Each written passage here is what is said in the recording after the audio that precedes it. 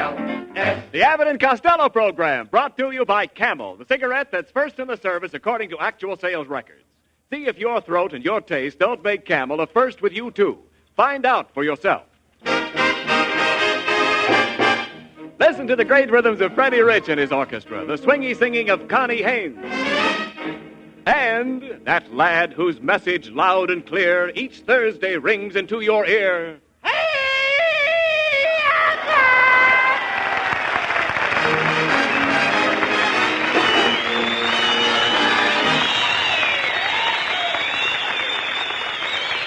All right, Costello, come here. You're all excited. Like me. You're all excited. What's the thing you've got there? Huh? It looks like a telegram. Where did you get it? Oh, a fellow in a long green underwear gave it to me. A fellow in a long green underwear? Yeah, he was wearing a Western Union suit. Yeah, dummy, that was a messenger boy. And that's a telegram. What does it say? It don't say nothing, Abbott. I can't see a thing. Well, you dope, you haven't even opened the envelope. Oh, do you have to open it? I thought you were supposed to peek through this little window in the front. Give me that telegram. I'll read it. Hey, look, Costello. What? It's from your hometown. Patterson, New Jersey? Patterson, New Jersey. Oh, boy! Can you imagine? Look, it says, Dear Louis Costello. Oh, yeah, Abbott. Look Yeah. at the way they spell Louis. What do you mean? L-O-U-S-C. Quiet. That's my hometown. Quiet, Costello. This telegram is from your old grade school in Patterson, Public School 15. Oh, boy. Good old PS-15. My old alma mattress. No. No, you mean alma mater. A mattress is something you lie on. I know. I laid around that school for 10 years. Well, what do they want with me, Abbott? Well, the telegram goes on to say, let's see now. We are proud of you, Mr. Costello, and the whole school will greatly be honored if you would come to Patterson this Saturday night and appear in our annual school play, signed by the principal, J. Soil-Off Wallpaper. How do you like that, Abbott? Boy, oh, boy, I knew my old school would send for me someday. Sure they would. I was always the hero of my school. I'll never forget Coach Abel Green. What do you mean? And those kids I played with, Michael Varello. What did they do? Those were the kids. We had a real team in that. I was even the captain of the tug-of-war team. Wait a minute. What did you do on the tug-of-war team? I was the second jerk from the end. Yes, but I I can't... don't get that. I don't either. Look, I can't understand why that school would send for you to appear in a play. What do you know about grammar? About what? Do you understand grammar? No, not since she got a new false teeth. No. Even Grandpa can't understand her. Now, Costello, I'm talking about dramatic acting.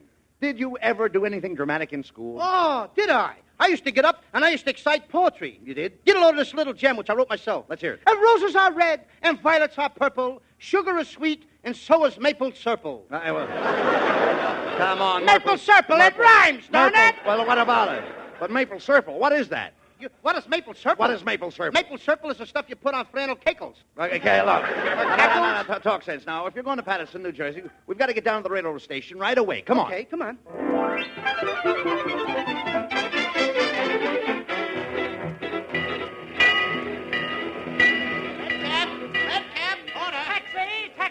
All right now, Costello, let's get our tickets for Patterson. We've got to find a comfortable place to sleep on the train. Oh, I never have any trouble, Abbott. I got a system. I eat garlic before I get on a train. What has garlic got to do with finding a place to sleep? I just breathe in the conductor's face, and he gives me a wide berth. Oh, be sensible. Well, here's the ticket window. I beg your pardon, sir. We're going to Patterson. Could you tell us how the trains run? Oh, yes. There's a big black thing that pulls them, and it goes choo-choo and woo-hoo! This guy's been drinking too much of that Traveler's Aid. Look.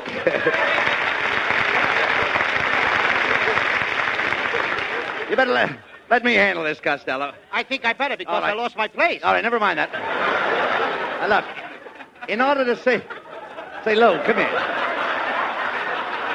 Go ahead. I got it. All right, look, I'll take care of everything. Don't worry about a thing. In order to save money, I think we'd better get a couple of upper berths. Oh, but I don't want an upper. I want a lower. But, Costello, do you realize that if you buy a lower, you'll find it's much higher than an upper? Oh, sure. I mean, after all, what'd you say? I said that a lower is higher than an upper. A lower is higher than an upper? Why, certainly. Well, what are they doing? Running the trains upside down? Of course not. The lower is a more desirable berth. Therefore, if you want to go lower, you'll have to go higher. If I want to go lower, I'll have to go higher. Yes. Why should I go higher when I want to go lower? Now, simply because if you want to go lower, you have to go higher. Because the lower is higher than the upper. And the reason the lower is higher than the upper is because the upper is higher up than the lower. Oh! You mean that the upper is lower than the lower because the lower is higher than the upper? Now, you've got it. Now I've got it. I don't even know what I'm talking about. Costello, I'm trying to tell you that they sell the upper lower than the lower because when you sleep in an upper, you have to get up to go to bed. I have to get up to go to bed? That's right. Who's paying for my berth? You are. And there ain't going to be anybody in it but me? No. Then why do I have to get up? Costello, look, I've already explained it. Unless you go higher for a lower, then you're stuck with an upper. And you'll have to get up when you go to bed. And you'll have to get down when you want to get up. Abbott. What? Let me smell your breath. Oh!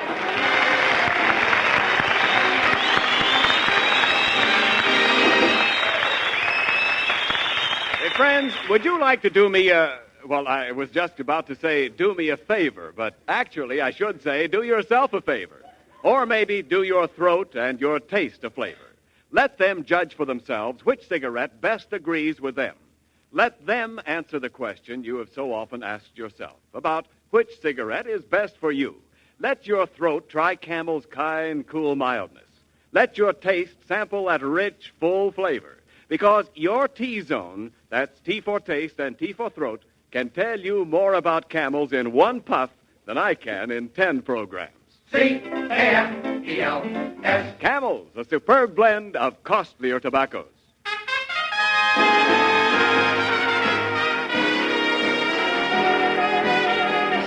Freddie Rich plays a hit tune of today, but for many of you, it is also a hit of other years. Freddie revives Sweet and Lovely.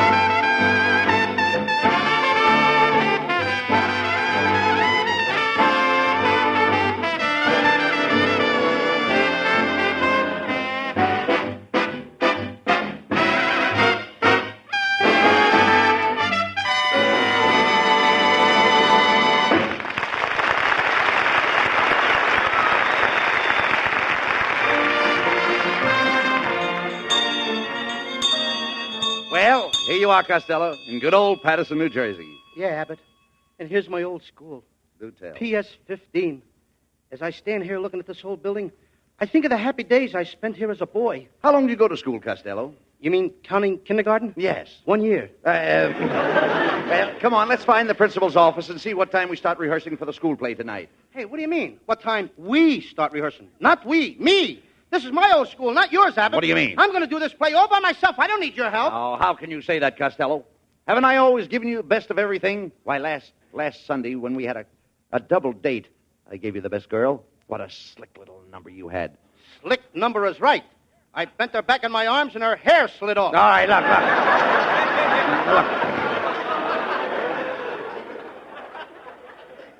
Just cut that out, Costello. Wait a minute. I think this is the principal's office right here. No, not that room. What do you mean? No, that room is where they have the art class. What do you mean? That's where I learned to draw, Abbott. You did? I was a wonderful drawer.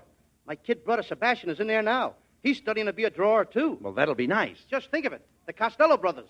A pair of drawers.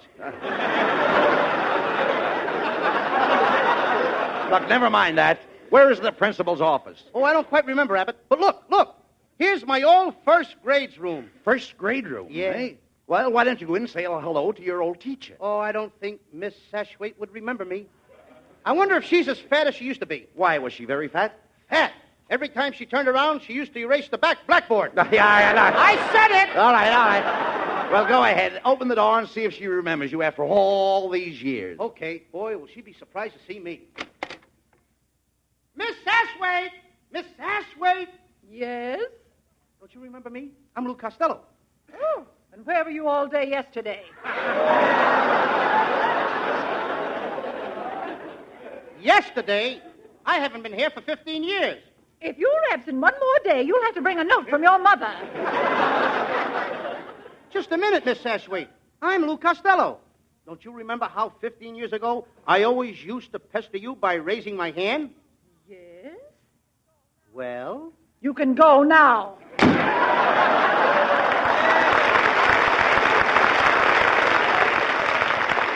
Gee, Miss Sashwaite. Gee, she's changed. I remember when she used to keep me after school to spank her erasers. All right, look. Come on, Costello. Here's the principal's office right over here. And you'd better let me talk to him. He's a very brilliant man. Go ahead. How do you do, sir? Are you Professor Wallpaper, the principal? Yeah. Oh, you can always tell a Harvard man.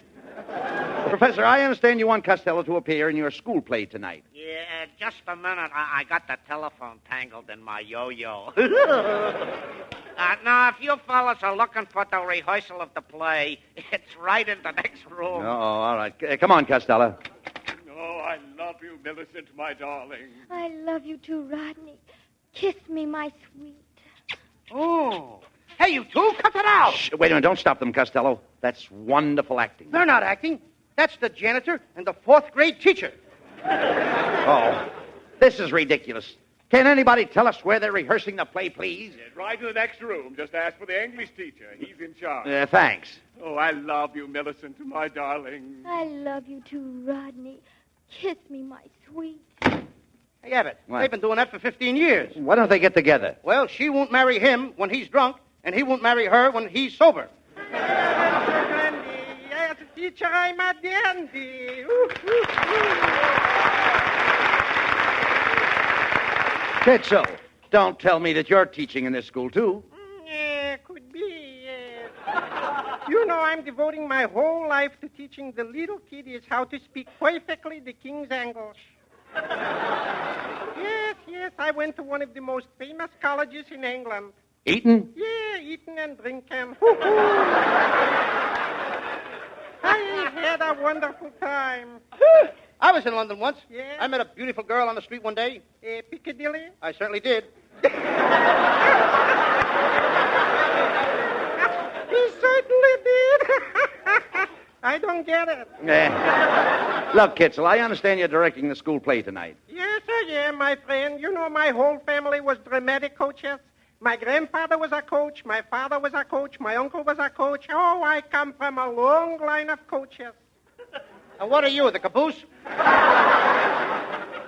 Well, gentlemen, I'll see you tonight at the play. Now I must get back to my pupils. Just a minute, Kitzel. Yeah? Just a minute. Is my kid brother Sebastian in your English class? Is that little Sebastian your brother?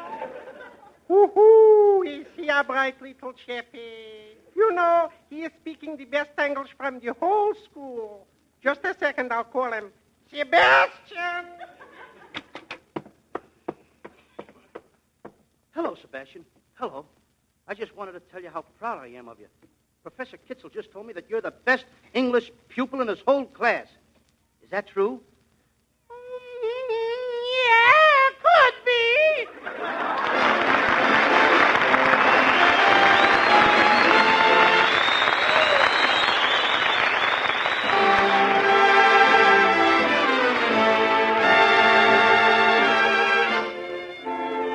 Lovely Connie Haynes and a lovely song together.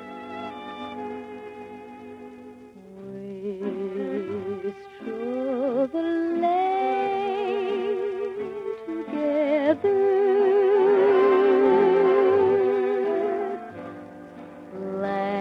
laughed at the rain together, sang love's refrain together, and we both pretend it would never end.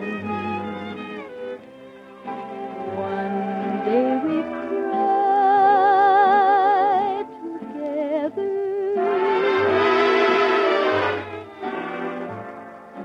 cast love aside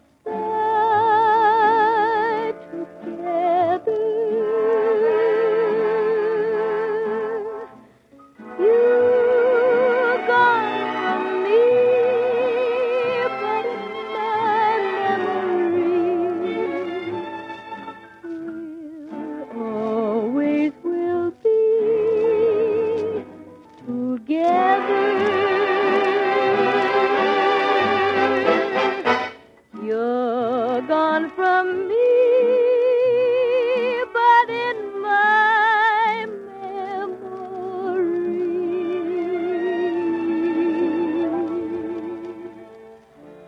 will always be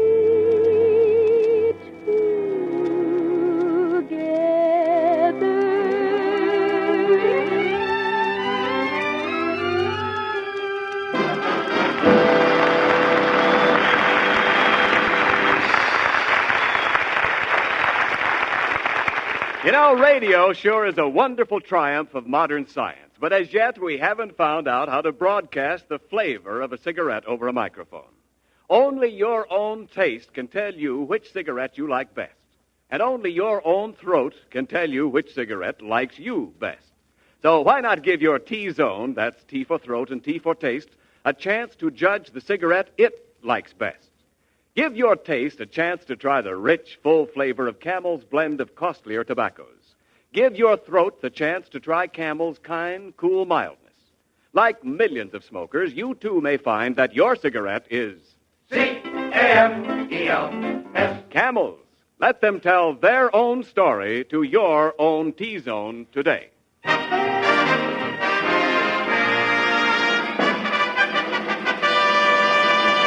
evening, members of the Parents and Teachers Club of Patterson, and all you dirty, dear little kiddies.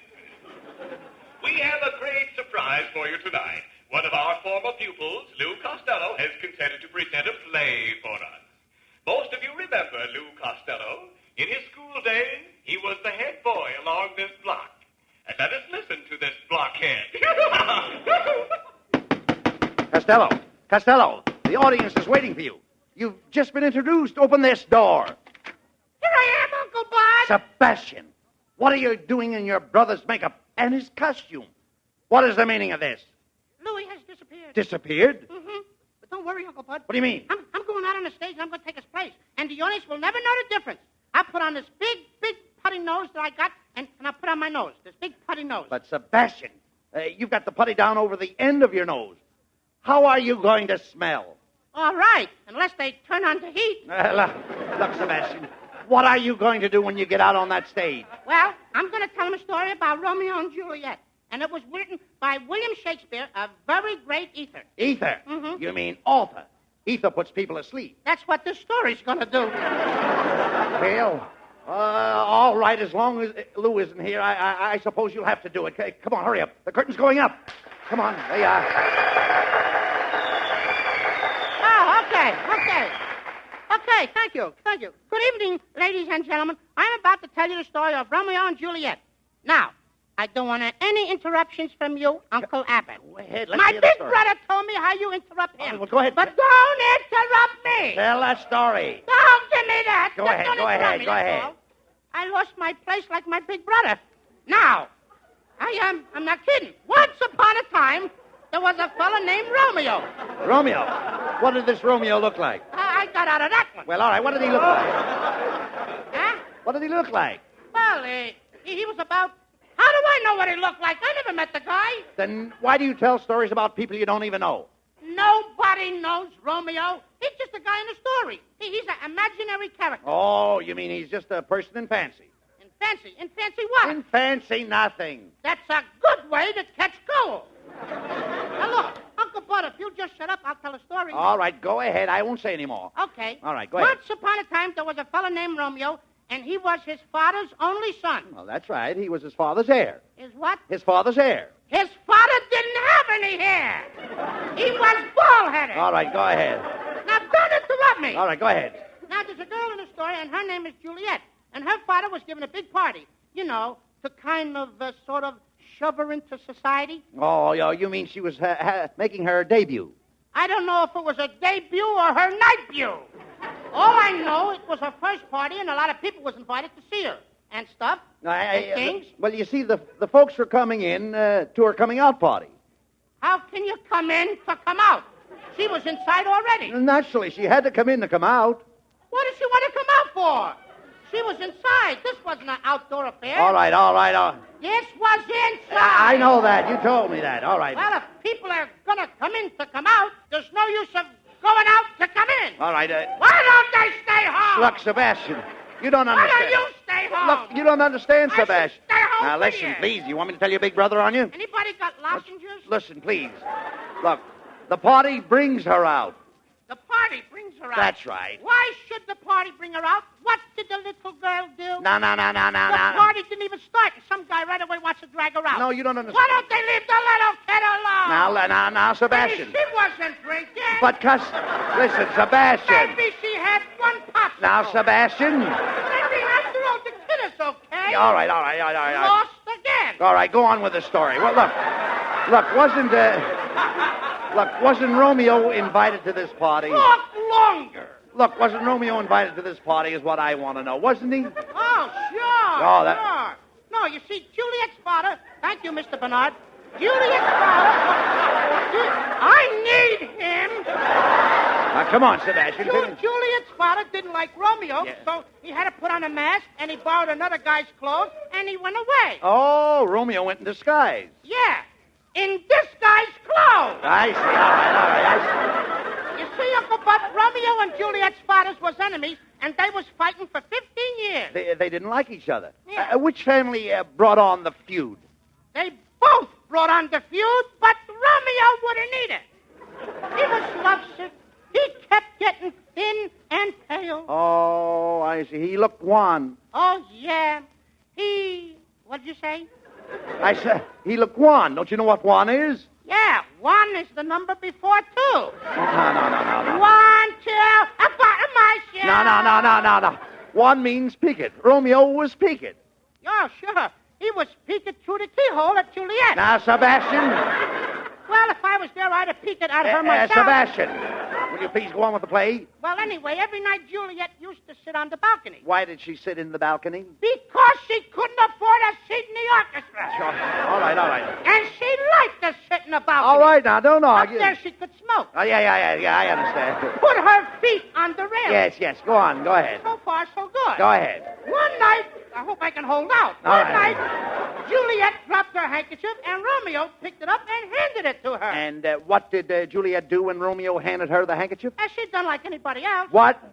Just what? Well, you know what I Wait, mean. do you know the story, don't you? Oh, yes, Well, what did Juliet do when Romeo handed her the handkerchief? You know, like they always... What did she do?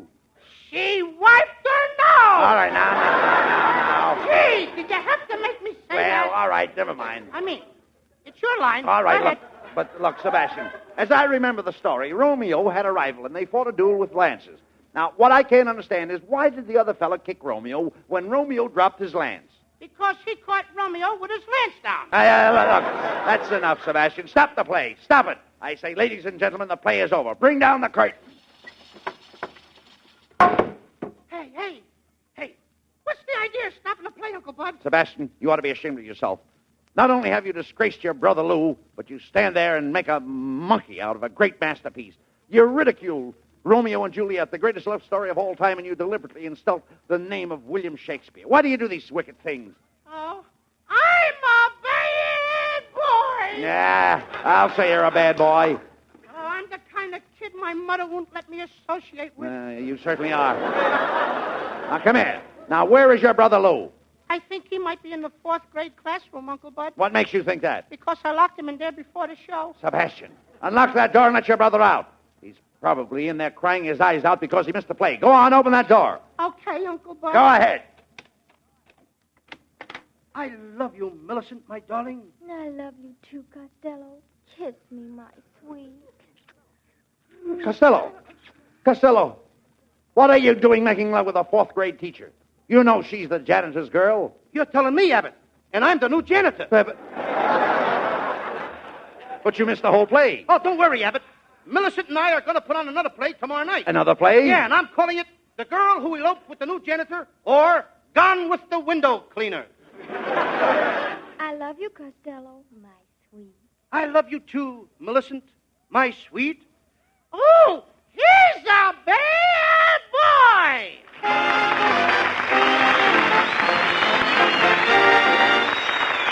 Abbott and Costello will be back in a moment. Thanks to the Yanks of the Week. Tonight we salute Technical Sergeant George James H. Logan of Luling, Texas, who is one of only 2 men in this war to receive both the Congressional Medal of Honor and the Distinguished Service Cross. In your honor, Sergeant James M. Logan, the makers of Camels are sending to our fighters overseas 400,000 Camel cigarettes. Each of the 3 Camel radio shows honors a Yank of the Week by sending free 400,000 Camel cigarettes overseas. A total of more than 1 million Camels sent free each week. In this country, the Camel caravans traveling from camp to camp have thanked audiences of more than 4 million Yanks with free shows and free Camels. Camel broadcasts go out to the United States 3 times a week, are rebroadcast to our men overseas and to South America. Listen tomorrow to Jimmy Durante and Gary Moore. Monday to Bob Hawke in Thanks to the Yanks. And next Thursday to Abbott and Costello. And before we hear from the boys, I'd like to say the Merchant Marine needs more men to man the supply lines to victory. And to eligible men, it offers not only a well-paid and worthy present, but a splendid future. In 6 months' time now, you can make the progress it would have taken you 3 years to make before Pearl Harbor. Get all the facts. Go to any United States Employment Service office or wire collect to the United States Merchant Marine, Washington, D.C. And now, here are Bud and Lou Costello with a final word. Thanks, Ken. But it's getting a little late, so all we'll have time to say is just good night, folks. And good night to everybody. Good night, please buy bonds. Buy bonds. Good night, folks. To everybody in Patterson, New Jersey. Good night, neighbors. Good night, neighbors. Be sure to tune in next week for another great Abbott and Costello show. And remember, try Camels on your throat and your taste. See for yourself how Camel's mildness, coolness, and flavor click with you.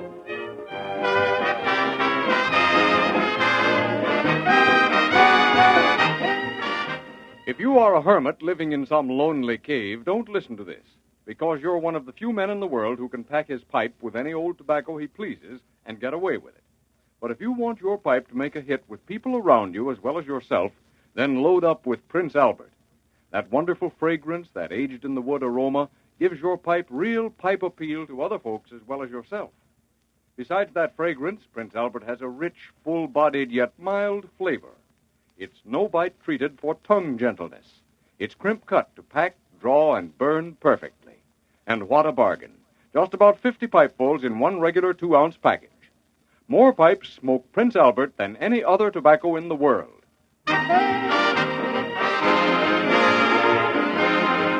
The Abbott and Costello Show for Camel Cigarettes will be back at this very same time next week. Don't miss it. This is Ken Niles in Hollywood wishing you a pleasant good night.